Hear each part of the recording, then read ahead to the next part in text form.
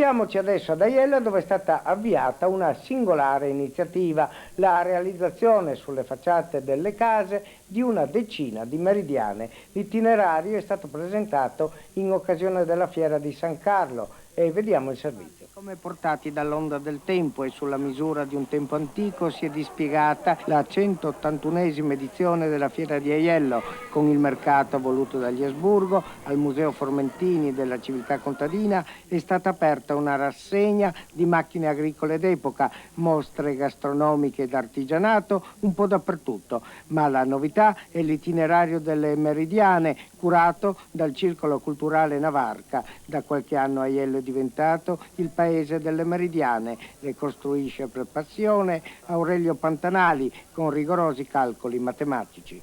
Oggi è molto semplice, basta avere un computer e in commercio ci sono numerosi programmi di calcolo con i quali si riesce a calcolare in forma precisa tutto il quadrante solare, dalle iperboli che indicano i solstizi agli equinozi fino alla precisione delle ore. Ma qual è la suggestione, il fascino di una meridiana? Quando la gente vede questi quadranti solari sulle facciate delle case, ha modo di prestare un attimo di attenzione e di capire che il tempo bisogna viverlo intensamente man mano che passa.